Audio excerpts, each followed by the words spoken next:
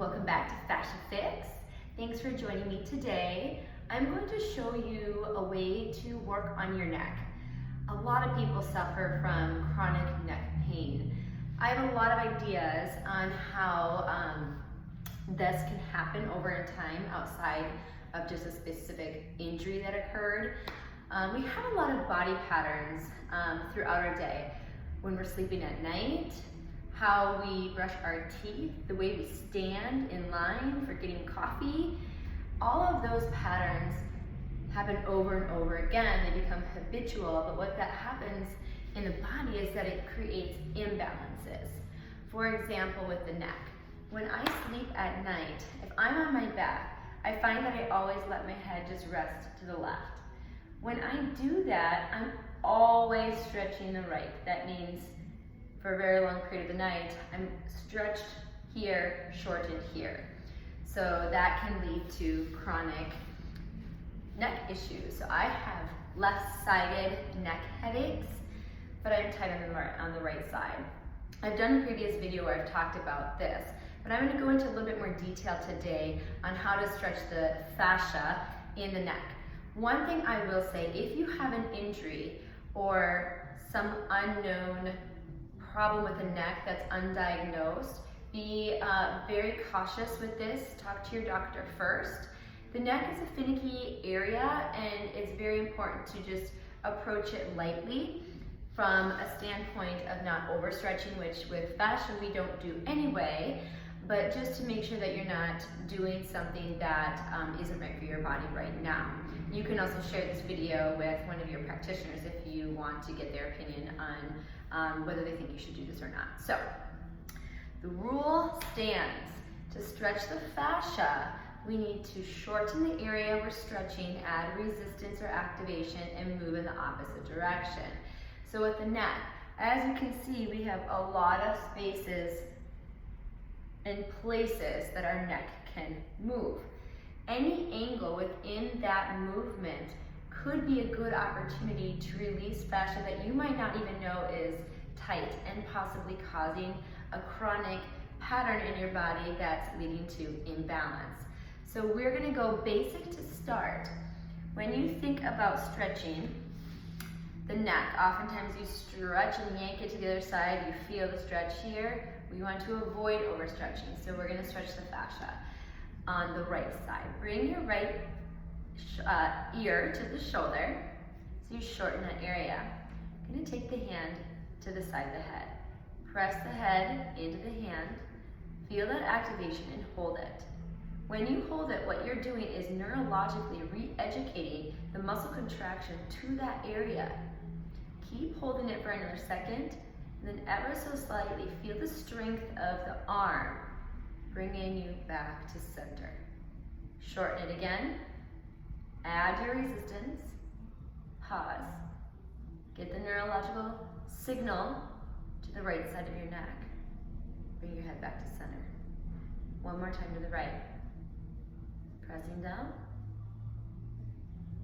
Good, up to center.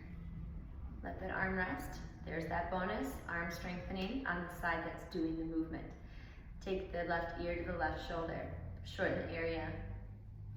I already feel a lot of stuff happening in my neck. My neck's like, wait, I don't want to go that way because I'm very tight on the right side. So I'm going to pause there for a second. You might find that your head will drop down naturally without you knowing it, or tilt up and just move a funny way. Typically that happens because of some issues with the muscles, the vertebrae, or just dense fascia or scar tissue that causes you to lose that pattern of movement straight to the side. So you kind of jimmy around it without knowing it. It's often a good idea to do this in front of the mirror if you feel like that's happening. I might be doing it now too. Chin tuck slightly. That might help set your spine up a little bit straighter. Drop your ear to the shoulder, shorten.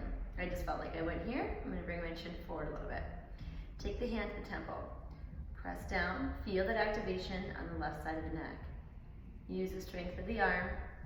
I have a lot going on here. The thing with this, actually I'm kind of feeling something on the right side happening, is that you have control. So your brain is comfortable because you have the closed chain from the head to the hand. But you have control over how much resistance you give.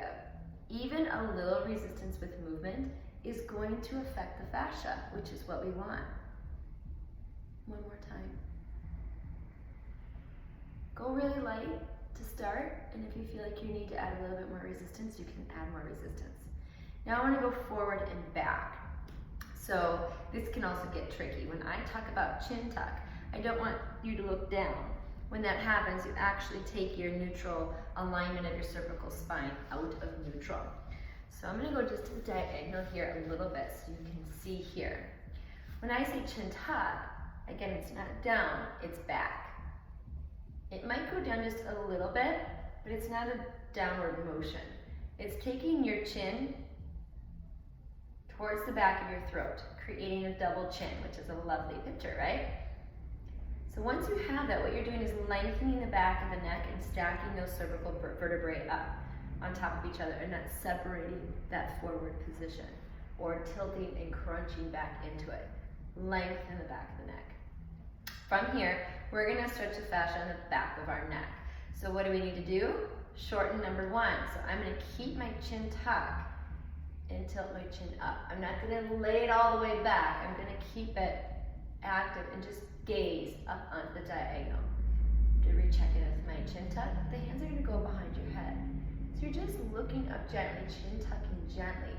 Tighten your tummy for support or sit in a chair that has a back for a little extra support. Resist the head back into the hands. Once I feel it in the back of my neck, I'm going to slowly bring my head forward and keep resisting back.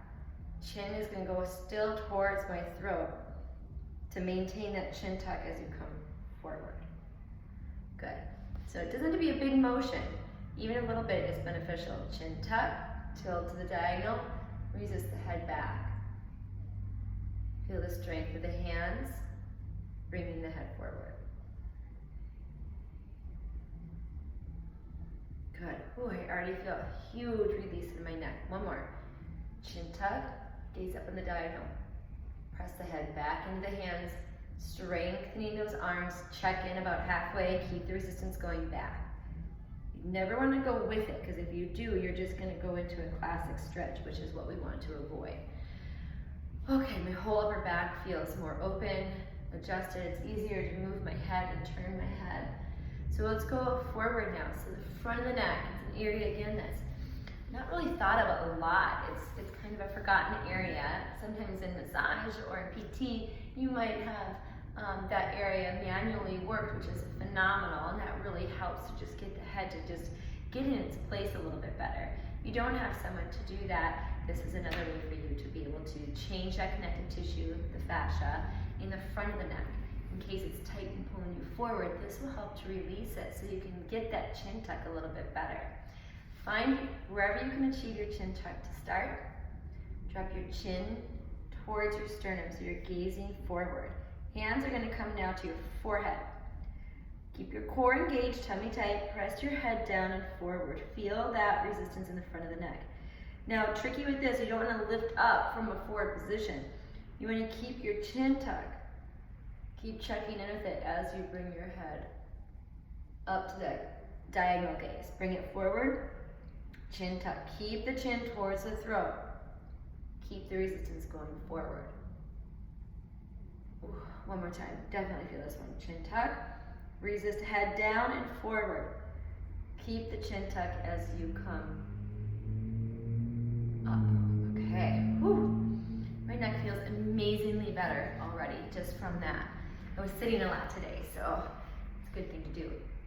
One other variation I'd like to share with you in regards to the neck. Let's say you have tight traps, so kind of up in this area here.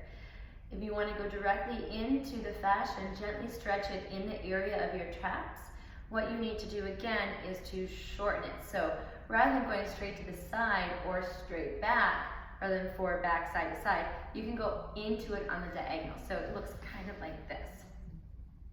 And into it, shortening the trap. Now I have to be able to reach back here though, and press my head into my hand. Now I'm going to come forward on that diagonal, and I'm going to go in the direction of my opposite leg, like that. So you bring it back on the diagonal, add resistance, And then bring it forward and keep your gaze going to the outside of your left thigh. One more time, resist on the diagonal. Good, bringing it forward and down. Good, let it rest. Let's do the same thing on the other side. We're gonna stretch the traps in the left side of your body. Always going with that little chin tuck, core engage, tilting back and onto the diagonal. Ooh, tight there today.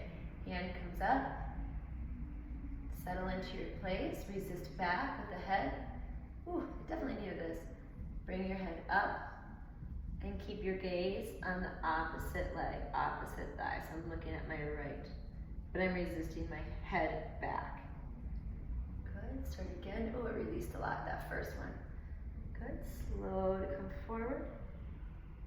Good, one more time. Resist it back. And working on that diagonal. Good, and let it rest. Let's finish with a little can opener because why not? It feels so good. Find your new open posture, chin tuck, shoulder blades gliding down your back. Take your hands in front, so I'm again in front of my face here, opened up. Press, go on this diagonal here for a different view.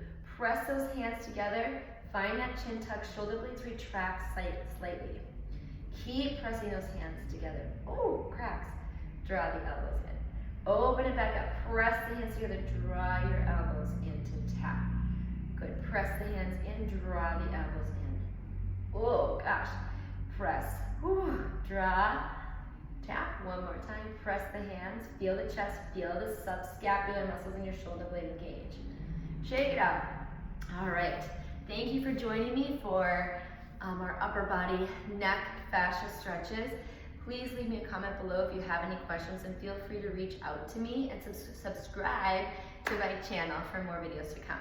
I'm gonna take a 2-week break while I travel with my family, and then I'll be back with more videos, and then also look forward to some partner videos coming up. So how you can work on your friends, your significant other, family members to help stretch their fascia, because it's awesome. Thanks and have a great day. Bye.